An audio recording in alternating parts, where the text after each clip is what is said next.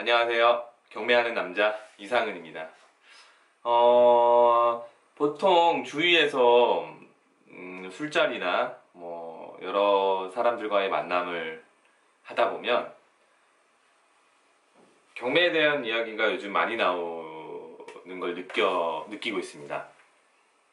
그럴 때 보통 저는 경매에 대한 메리트를 느끼고 공부하고 바로 실전에 들어가서 결과를 만들고 그리고 현재 계속 달리고 있는데요. 대부분의 사람들은 경매를 하고 싶은데 못하겠다라고 합니다. 대표적인 이유가 두 가지 정도 있는 것 같은데요. 첫째는 어려워서, 둘째는 시간이 없어서. 그래서 하고 싶은데 접근하기가 어렵다. 하고 싶지만 망설이고 있다. 나중에 하려고 한다. 뭐 이런 얘기들을 하고 계십니다. 그런데 오늘 영상에서는 그 두 가지 부분을 어느 정도 해결을 한번 해드리고자 영상을 찍게 되었고요. 첫째, 경매는 어려운 것 같아서 접근하기가 힘들다. 제가 드리고 싶은 말은 어렵다고 생각하면 한도 끝도 없이 어렵습니다. 하지만 쉽다고 생각하면 해보면 쉬운 게 경매예요. 해보지 않으면 어렵다고만 느껴지는 게 당연한 것 같고요. 해보면 쉽다. 이렇게 생각하시면 되실 것 같습니다. 그 안에도 이제 뭐 다뤄야 될 부분이 많이 있습니다. 경매에는 이제 분류가 좀 나눠져 있어요. 일반 물건과 뭐 특수 물건 크게 이렇게 뭐 나눠져 있을 수 있습니다. 그리고 그 물건들을 해결하는 능력의 난이도도 굉장히 차이가 많이 나죠. 제가 드리고 싶은 말씀은 경매가 왜 해보면 쉬운가? 실제적으로 그 쉬운 물건만 해서 수익을 만들면 되기 때문입니다. 굳이 전문가들도 다가가기 어려운 물건을 공부를 해서 파헤쳐서 법률적 지식과 그런 걸 다 해결할 필요가 없다라는 거죠. 굳이 다 공부를 하지 않아도 되는 이유입니다. 단지 해보지 않았던 거기 때문에 도전한다라는 게 어려운 부분이겠죠.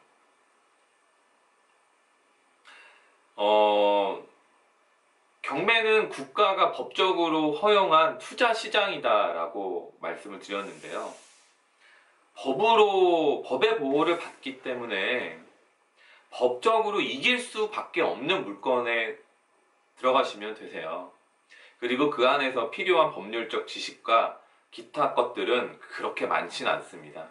그 부분에 대해서만 집중적으로 공부를 하시고 내가 만약에 낙찰만 받는다면 무조건 이길 수밖에 없는 그런 물건만 진행을 하셔도 충분하시거든요.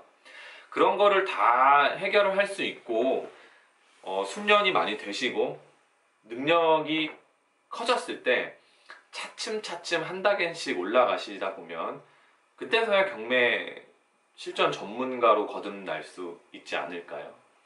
그러니까 시작하기도 전에 너무 어려운 물건에 집중하실 필요는 없다. 해보면 경매가 그렇게 어렵지 않다. 그런 부분을 말씀을 드리고 싶습니다.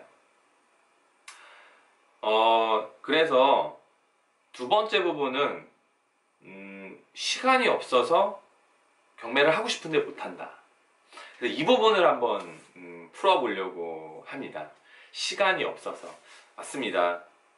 우리가 일하기도 너무 바쁘고 이것저것 할 게 너무 많은데 시간이 없다. 그 중에 대표적인 핑계는 이렇죠. 공부할 시간은 마련이 될 거라고 생각을 합니다. 일단 하루에 집중해서 1시간 내지 혹은 2시간 정도가 적당한 것 같고요. 이 정도만 투자하셔서 공부를 하신다면 충분히 해결을 보실 수가 있고요.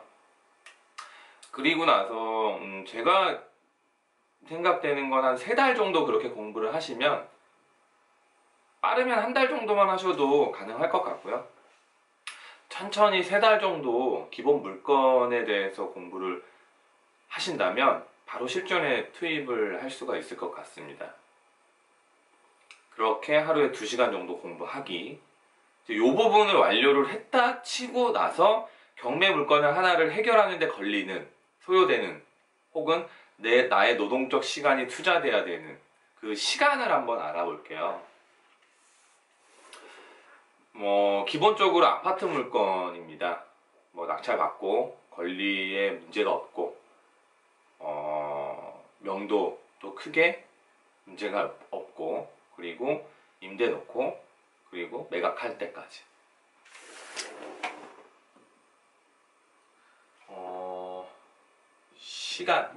시간이죠. 경매한 물건을 해결할 때까지의 시간. 첫 번째는 물건 서칭이죠. 물건 검색. 물건을 검색을 해야 되는데요. 공부가 되어 있다라는 전제 하에서 사실 이 부분은 크게 시간이 많이 허비된다라고 보진 않습니다. 빨리 검색하면 아파트 물건은 5분만 해도 찾을 수가 있고요. 현장 답사를 가기 전이니까요. 데이터적으로 분석을 해서 수익률이 나오는 물건을 검색하는 거기 때문에 빠르면 5분, 아무리 많이 걸려도 넉넉하게 하루 안에 내가 꼭 오늘 검색을 하겠다, 오늘 꼭 찾아내겠다, 그렇게 마음만 먹으면 하루 안에 다 찾아냅니다. 그러니까 하루하루 남는 시간 10분이 되었던 1시간이 되었던 자기 전이 되었던 하루에 한두 시간씩 서칭만 하시면 이 부분은 해결이 되시죠. 그래서 저는 크게 이 물건 검색 부분에 대해서는 노동적 시간이 투자되지 않았다라고 봐요. 그냥 하루에 남는 짜투리 시간 한두 시간만 물건 검색에 인터넷에서 서칭 하시면 되니까요. 검색하시면 되니까요. 그래서 이 부분은 노동적 시간이 들어가지 않는다라고 저는 판단합니다. 어쨌든 물건 검색이 끝났으면 현장 답사를 가야 되죠. 물건 검색 다음에는 현장 답사를 바로 갑니다. 제가 하는 이제 순서이기 때문에 사람마다 다를 수는 있겠지만, 일단 저는 이제 물건 검색을 하고 이 물건은 가볼만 하겠다. 그러면 현장 답사를 갑니다.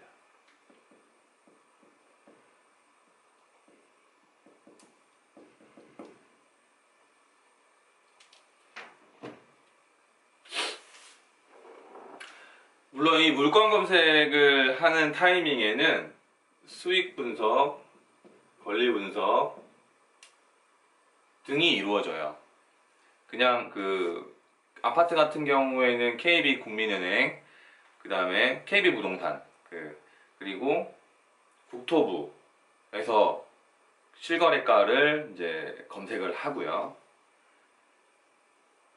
권리관계도 크게 문제가 없는 것들이 많기 때문에 문제가 없는 거를 또 고르게 되겠죠. 대항력이 있거나 대항력이 없거나 그 부분에 대한 거를 해결하는 거, 권리 분석, 그렇게까지 진행을 하고요. 기본적으로 인근 부동산에 저는 전화까지 해요. 일단 현장 답사를 가기 전에 전화를 해서 이 물건의 시세를 유선으로 일단 1차 확인을 하게 됩니다. 전화 통화하는 거 그냥 인근 부동산 찾아서 전화해서 말하는데 한 5분도 안 걸리고요. 수익 분석, 권리 분석 하는데 그렇게 시간 많이 걸리지 않습니다. 그래서 그냥 하루에 남는 짜투리 시간 그냥 조금씩 써서 하는 거기 때문에 크게 시간 썼다고 보지 않거든요. 근데 현장 답사는 부동산이 근무하는 시간에 내가 직접 내 몸이 가서 부딪혀야 되잖아요. 이동도 해야 되고요, 내 몸이. 그러니까 내가 강제적으로 남는 짜투리 시간을 활용할 수 없는 게 바로 현장 답사죠. 그래서 보통 이거는 하루 소요됩니다. 하루. 1일이 소요가 돼요. 물론 물건 지역이 내가 있는 위치에서 어디냐에 따라서 이동하는 시간이 달라질 것이고, 그리고 요게 가장 크죠. 일단 이동 시간, 왔다 갔다 이제 왕복해야 되니까요. 그리고 실제로 가서 부동산에서 이야기하는 시간 그렇게 많지는 않을 것이고요. 그리고 그 물건지 해당 아파트 단지도 보고 주위도 보고 뭐 역세권이 어느 정도 걸리는지 주위에 상권이 얼만큼 있는지 그리고 이 동선 여러 가지를 많이 파악을 해야 되거든요.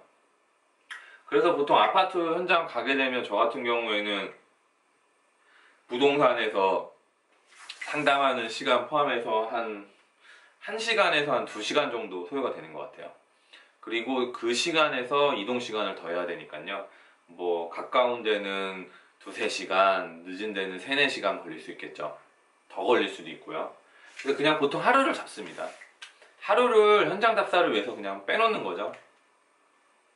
그리고 현장 답사 한 날에는 이제 뭐 나머지 부분도 또 현장 답사 한 부분에 대해서 정리를 조금 해놓고요. 첫날에 수익 분석 여러 가지 부분들을 많이 해놨잖아요. 현장 답사를 하게 되면 분명히 변하거든요. 수익 분석에 대한 수치가 변하게 됩니다. 유선으로 알아보는 시세, 국토부와 KB에서 알아보는 시세와 현장 답사는 엄연히 다르기 때문에요. 그리고 어느 정도는 외관적으로 그 아파트에 대한 상태를 내가 보기 때문에 그걸 보고 가늠을 하는 거죠. 또 분위기를 또 보고요. 아무튼 그러면서 남는 시간에는 그런 것들을 정리하는 시간까지 포함해서 저는 하루 정도 소요된다라고 봅니다. 그리고 이제 현장 답사가 끝난 이후에 이 물건은 좋다. 내가 이 차를 들어가도 되겠다. 라고 하게 되면 법원을 가죠. 입찰을 할 때도 뭐 제가 인터넷으로 할 수 없는 거니까요. 제가 내 몸이 직접 가서 쓰고 내고 결과를 받아서 또 와야 되니까요. 그래서 뭐 요거는 오전 저는 넉넉하게 법원은 한 10시에서 10시 반경쯤 도착을 해서 커피 한 잔 마시면서 입찰기표 작성하고 그리고 천천히 분위기를 좀 보면서 내고 뭐 결과 뭐 11시에서 11시 20분 사이에 보통 마감이 되는데요. 법원마다 시간이 다르거든요. 그리고 물건의 인기도에 따라서 그 입찰자 중복 수에 따라서 이제 결과가 불려지는 시간이 다르기 때문에 보통은 뭐 한 12시 안에 12시에서 1시쯤 끝나죠. 빨리 불려지면 바로 가기도 하고 좀 시간이 걸리면 12시쯤 불려지기도 하고요. 아무리 늦어도 한 그 정도 되니까요. 그래서 일단 뭐 결과 뭐 천천히 해서 뭐 다 해도 2시 안에 무조건 다 끝납니다. 10시에서 10시 반에 가서요. 근데 뭐 크게 노동은 안 들어가지만 일단은 내가 하루를 빼야 되잖아요 또. 그래서 이것도 하루 정도 들어갑니다. 뭐 반차 쓰고 회사 들어가도 되죠. 반차 쓰고. 그리고 입찰에서 이제 만약에 낙찰을 받았다 치면 낙찰 이제 영수증을 가지고 오거든요. 그리고 일주일 정도 기다리는 거죠. 뭐 일하지 않아요. 그냥 기다리면 매각 결정 허가가 나거든요. 그래서 그 허가가 난 이후에 또 일주일 후면 대금 지급 기한이 설정이 돼요. 잔금 납부할 수 있는 기간이 이제 잡히게 되는데 그게 잡히게 되면 경락잔금 대출을 받으러 갑니다. 그 안에 이제 대출 모집인들이랑 연락을 취해서 이 물건을 대출에 대한 부분을 가장 좋은 조건으로 나오는 그 대출 모집인을 선택을 해서 자설을 하게 되죠. 자설을 할 때도 대출 모집인이 대출 그 자서하는 그 은행에서 이제 출장으로 나와 주시는 데도 있지만 대부분은 은행권으로 직접 가야 돼요. 서류를 막 준비를 해야 되죠. 서류가 준비할 게 많아요. 기본적으로 뭐 등본, 초본, 그 다음에 뭐 원천징수라든지 소득증빙이라든지 뭐 인감증명서라든지 뭐 그 다음에 세금을 납부한 자료들 뭐 이런 것들 다 준비를 해야 됩니다. 뭐 세무서도 들려야 되고 그 다음에 동사무소도 들려야 되고 왔다 갔다 좀 몇 번 해야 되기 때문에 그런 거를 포함해서 자서하는 것도 하루 정도 걸립니다. 이제 대출 실행을 이제 받기 전에 서류에 사인하는 그 날에 전부 다 서류를 다 찾아가지고 이제 자서를 하는데 하루가 걸리죠. 그리고 자서를 하고 그 잔금 납부를 하게 되면 소유권 이전이라는 걸 하게 돼요. 소유권 이전을 하게 되면 말 그대로 이제 그 물건지가 돈을 다 냈기 때문에 소유가 이제 나로 바뀌는 겁니다. 내 소유의 점유자가 살고 있으면 그 점유자를 내보내야 되는 일을 명도라고 하고요. 이사를 내보내야 되는데 그 명도를 협의하는 게 사실 가장 그 어려운 기술에 속할 수 있습니다. 명도 부분은 협의가 빨리 되면 원활하게 될 수 있고, 명도가 이야기가 좀 잘 안 통하고 부딪히는 부분들이 많고 협의점을 찾지 못하게 되면 한도 끝도 없이 늘어날 수 있겠죠. 그런데 이것도 실질적으로 가장 어려운 부분이지만 협의를 보는 기간이 길어질 뿐이지 내가 내 몸이 움직여서 시간적 노동을 사용하는 데는 크게 많이 들어가지는 않아요. 그래서 보통 저 같은 경우에는 바로 좀 빠르게 명도를 하는 편이고요. 진짜 빠르면 만나고 나서 일주일 안에도 명도가 가능하기도 하고, 한 달, 평균적으로 3달 이내 명도는 대부분 완료가 되는 편입니다. 그런데 내가 시간을 빼서 일을 해야 되는 시간을 계산을 해보면, 명도할 때 첫 번째 이제 소유자, 점유자분을 만나러 한번 가죠. 저는 좀 빠르게 가는 편이고요. 가서 협상을 먼저 봅니다. 이야기를 해보고 어떤 문제점이 있었는지, 그리고 내가 도움을 드릴 수 있는 부분이 어떤 게 있는지, 그리고 나서 협의를 하죠. 그래서 그 날은 일단 그 첫날 되면 그날 바로 끝나지는 않거든요. 그리고 나서는 이제 내가 할 거 다 하면서 연락으로 이제 그 협상을 거의 대부분 봅니다. 카톡이나 아니면 통화로 이제 이것저것 이제 연락을 하면서 시간을 보게 되죠. 그렇게 기간 동안 또 연락을 하면서 협의를 보고 실질적으로 내가 또 가서 무언가 해야 될 때는 명돈날, 그러니까 점유자가 이사를 하는 날 한 번 더 가야 됩니다. 이사 가는 날 이것저것 다 제대로 이사를 하는지 확인을 해야 될 것이고요. 그리고 물론 명도 확인서를 제가 주기 위해서 가는 거지만 확인하기 위한 게 더 크죠. 여러 가지 세금 관련 부분들을 다 일일이 다 확인하셔야 될 거고요. 그리고 다 모든 게 올 클리어가 되었다. 그러면 제 인감증명서와 함께 명도 확인서를 점유자에게 제공을 하게 됩니다. 점유자는 그걸 받고 이제 배당을 받으실 수 있게 되는데요. 그러니까 내가 움직여서 무언가 일을 한 날은 첫날과 마지막 날이 되겠죠. 그래서 저는 이틀을 써야 된다라고 봐요. 네, 그리고 명도를 하고 나서는 이제 집이 비워졌습니다. 그런데 대부분은 인테리어 보수 부분을 해야 되죠. 아무리 깨끗한 집도 도배는 일단 한번 해야겠죠.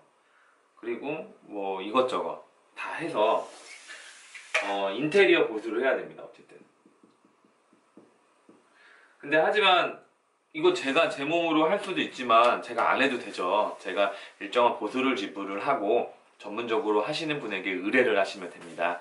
그럴 때 내가 일단 명돈날에 집의 상태는 다 파악을 했을 것이고 뭐뭐뭐뭐 해야 된다라는 리스트를 뽑은 다음에 인테리어 하시는 분에게 찾아가서 이 견적을 보겠죠. 여기 이거 이렇게 하는데 얼마입니까? 그래서 그런 부분을 인테리어 하시는 분을 만나서 협상하고 계약을 하는데 하루 걸리겠죠. 하루.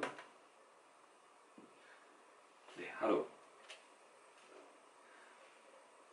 그리고 뭐 하루에서 며칠 정도 인테리어 보수는 걸릴 텐데요. 이제 다 하고 나서 시간 나실 때 그냥 퇴근해서 시간 나실 때 마무리는 그때 그냥 그렇게 남는 시간 아무 때나 이제 확인하시면 되겠죠.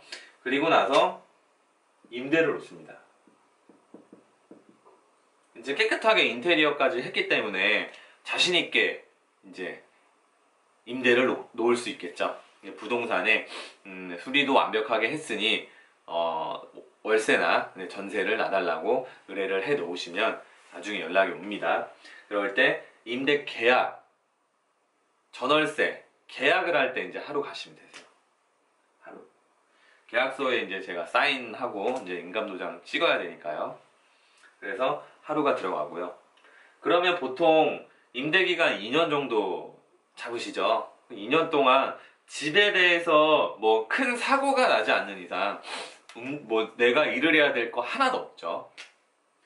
그런데 내가 소유권을 이전하고 나서 2년이 넘는 그 시점부터는 매각 타이밍이 나올 수 있습니다. 양도세가 절감이 되는 타이밍이고, 그렇죠. 양도세가 절감이 되는 타이밍이기 때문에 그 시세 대비 내가 어느 정도 매각 차익을 볼 수 있는지, 그게 다가올 때쯤에서 내가 팔지 안 팔지, 가지고 갈지, 팔지, 뭐 그런 거를 고민하시는 행복한 타이밍이라고 보시면 되고요. 그래서 만약에 매각을 한다라고 했을 때 마찬가지로 내가 또 한번 몸이 움직여서 일을 해야겠죠. 그래서 이날도 하루 갑니다. 나머지 일들은 뭐 법무사나 기타 이제 전문적으로 다루시는 분들에게 의뢰를 저희가 하는 거기 때문에 크게 움직일 일은 없어요. 사실 뭐 하루라고 말을 한 이런 날은 하루를 다 쓰지 않죠. 뭐 계약하는데 30분에서 뭐 1시간도 안 걸리잖아요.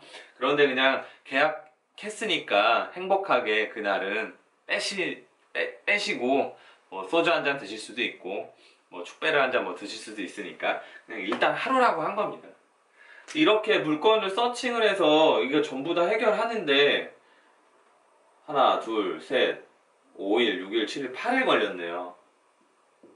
8일이 걸린 게 아니고요. 8일 정도 저의 노동적 시간이 들어갔다라고 계산합니다. 노동, 적, 시간.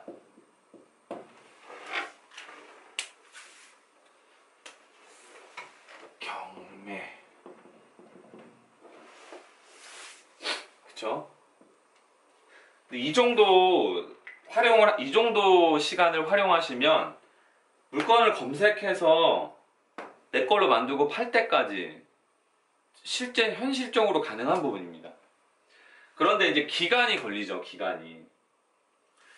여기가, 물건을 검색을 해서 현장 답사를 가고 입찰을 갔다라고 하죠. 요거는 이제 뭐 대충 이틀 소요가 될 수 있잖아요. 2일 정도. 입찰을 하고 나서 보통 여기까지 가는데 2주 보통 한 달 걸리죠. 바로 내면 뭐 2, 3주 안에 내셔도 되지만 평균적으로 그냥 한 달. 그리고 소유권 이전을 하고 명도를 하는데 뭐 이건 뭐 평균값이 없어서요. 명도를 하는 사람의 능력에 따라 달라지는 거기 때문에 진짜 빠르면 1개월도 안 걸리고요. 1, 2주 안에도 끝나거든요. 근데 평균적으로 3달 정도 잡습니다. 3달 잡는 이유는 잔금 납부하게 되면 30일에서 45일 사이에 그 배당기일이 잡히거든요. 근데 그 사이에 혹은 그 이후에 이제 강제집행 카메라 그냥 자동으로 꺼집니다. AS를 보내야 될 것 같아요. AS 보내면 영상 못 찍는데. 아무튼 임대 보통 기본 2년 놓죠. 임대를 하고 매각으로 던지는 시점이 2년이 아니거든요. 소유권 이전을 자설을 한 날이 소유권 이전한 날이죠. 소유권 이전을 한 날로부터 최종적으로 2년 뭐 이렇게 걸리죠. 그 임대를 끼고 매각을 할 수도 있으니까요. 그러면 뭐 보통 이렇게 걸렸는데요. 원래는 이제 여기 소유권 이전한 시점, 자서한 시점 있잖아요. 요 시점부터 여기까지 오는데 2년 후라고 생각하시면 되세요. 그럼 2년 후에 이제 매각을 하시면 되니까요. 그건 이제 자기 마음입니다. 뭐 3년 후에 하시던 뭐 4년 후에 하시던 그건 크게 중요한 것은 아니에요. 어쨌든 뭐 요렇게 기간이 걸리고 내가 사용하는 시간은 8일 정도다. 이거를 제가 말씀드리는 이유가 뭐냐면 시간이 없어서 경매를 못한다 뭐 이렇게 말씀하시잖아요. 어떻게든 그 2년 안에 이 정도 8일에 대한 시간을 경매를 하고 싶으시다면 억지로라도 빼실 수 있지 않을까요? 휴가를 반납한다거나 아니면 휴일을 바꾸신다거나 뭐 그런 거 해서 적극적으로 저 나름 난 무조건 가야 돼 이렇게 하시면 가실 수 있지 않을까요? 보통 아파트 물건을 이렇게 해서 매각을 던져서 잘 되는 경우가 매각 차익까지 해서 봤을 때 뭐 물건의 크기에 따라서 다르겠지만 뭐 일반적으로 2억에서 3억대의 물건을 가지고 해결했을 때 한 3천에서 5천만 원 정도 매각 차익을 보실 수 있거든요. 이 정도? 뭐 물건에 따라 다르니까 뭐 금액에 대해서 뭐 논할 건 아니고요. 그냥 이 정도는 정말 버실 수가 있습니다. 이미 그러니까 이런 경우죠.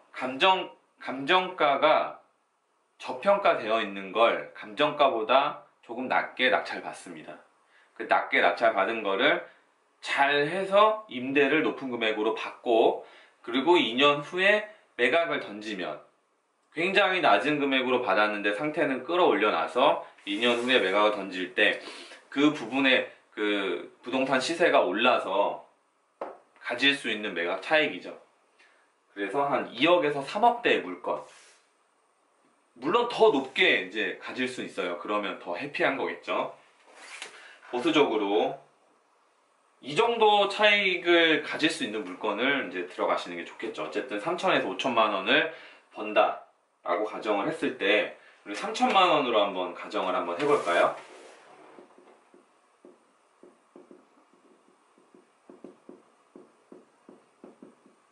매각 차익을 3천만 원으로 가졌다. 그러면 우리는 실제적으로 노동을 쓴 게 8일밖에 안 썼어요. 8일밖에 안 썼는데 이거를 뭐 이렇게 한번 계산을 해보죠. 2년이면 24개월이죠. 3천만 원 나누기 24개월은 월 125만 원을 월 125만 원을 차곡차곡 모아온 결과가 3천만 원이 되었다라고도 볼 수 있겠죠. 얼마 동안에? 2년 동안에. 그렇지만 2년 동안에 내가 일을 한 건 8일. 그런데 월 125만 원을 차곡차곡 모아서 2년 후에 3천만 원으로 한 번에 받았다. 네. 이렇게 생각해 볼 수 있겠죠? 그런데 보시면 낙찰을 받고 임대를 오는 시점이 한 달, 세 달, 한 달, 네 달이죠. 근데 보통 네 달에서 6개월 정도 평균이거든요. 6개월 정도. 어쨌든 네 달에서 6개월 정도 임대를 놔버리면 마지막 남은 하루 빼고는 크게 일할 시간이 없죠. 그리고 임대를 놓으면요, 저번 시간에도 말씀을 드렸지만 내가 투자를 했던 투자금이 전액 혹은 일부가 회수가 되죠. 회수된 보증금으로 무엇을 하냐? 다시 1번을 시작합니다. 다시 시작을 하는 거죠. 이걸 순환이라고 하는데 반복하는 겁니다. 어떻게? 8일을 강제적으로 만들어서.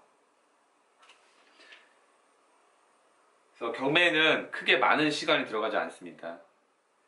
시간이 없어서 경매를 못한다. 경매를 너무 하고 싶은데 시간이 없어서 못한다 라고 하시는 분들은 이걸 한번 보시고 다시 한번 생각 한번 해보시고요. 하루에 한 2시간 정도 공부를 한 3달 정도 하셔서 그 시간 안에는 그 실제로 경매로 수익을 내는 사람들을 만나볼 것을 강력하게 추천을 드립니다. 학원을 다니셔도 되시고요. 굳이 학원을 다니지 않으셔도 요즘에는 충분히 많은 정보를 얻으실 수가 있어요. 하지만 제가 가장 추천드리는 거는 사람을 만나는 거죠. 아무튼 그렇게 해서 실전에 대한 부분만 배우세요. 일단 목표를 가지는 게 좋습니다. 경매를 공부할 때는요.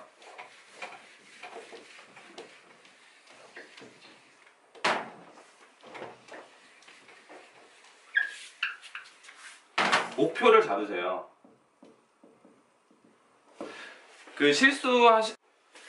카메라가 또 꺼졌습니다. 목표를 잡으세요. 저도 이제 좀 망설이는 시기에는 똑같기 때문에 어려울 것 같아, 시간을 쓸 수 있을까, 이런 고민 저도 했는데, 고민을 저 같은 경우에는 굉장히 짧게 하고 그냥 일단 부딪혀보는 성격이거든요. 그런데 이 목표라는 게 무엇이냐면, 경매를 공부하실 때 전부 다 뭐 박사가 돼서 경매를 실전으로 해야지, 이게 표현이 이해가 되실지 모르겠지만 그런 생각을 버리셔야 됩니다. 전문가가 되려고 하지 마세요. 이게 포인트예요. 첫 번째는 무조건 아파트가 안전합니다. 아파트 물건, 목표를 아파트 물건으로 두세요. 아파트 물건으로. 그럼 아파트 물건에 필요한 지식을 쌓으시라는 겁니다. 경매에 필요한 포괄적인 지식을 다 쌓으라는 게 아니고 아파트를 하는데 필요한 경매 지식을 쌓으시라는 거예요. 이 부분에 대한 지식을 쌓는데 하루 2시간에서 3달이면 충분하다라는 걸 말씀을 드리는 겁니다. 넘치는 시간입니다. 사실 집중해서 하시면 그렇게 오래 안 걸립니다. 사람에 따라 다르겠죠. 그래서 이 아파트 물건을 해결해 가고, 해결해서 이 부분에 대한 지식이 높아지면 이제 다른 물건을 가야겠죠. 다른 물건. 그럼 다른 물건에 대한 지식을 또 습득하시고, 또 왜 되면 또 다른 물건에 대한 지식을 습득을 하시고, 이런 식으로 그 계단을 밟아서 올라가는 그런 느낌으로 경매를 하시는 게 아마 도움이 많이 되실 겁니다. 아파트 물건만 하나 해도요, 대부분의 그 지식을 알 수가 있고요. 저 아파트 물건을 해결하면서 쌓이게 되는 그 지식이 어느 정도 쌓여야 그 다음 더 난이도가 있는 부분들을 봤을 때 이해를 할 수 있거든요. 그런데 아파트도 해결하지 못하는데 아파트를 해결하기 위한 법률적 지식보다 더 어려운 걸 공부를 먼저 하고 있다면 지치죠. 네, 그런 부분으로 접근하시면 편하고요. 저희가 그런 거 있잖아요. 산수를 배우고 수학을 엄청나게 많이 배우죠. 근데 실생활에 수학이 필요합니까? 수학 공식 필요해요? 전혀 필요하지 않죠. 경매도 똑같아요. 권리에 대한 부분이랑 법률에 대한 지식을 뭐 민법이든 간에 그거를 이해를 다 하고 다 공부하고 다 외워서 경매하려고 하면 못합니다. 그냥 딱 필요한 거 몇 개만 알면 돼요. 그리고 나서 이기는 싸움만 하면 됩니다.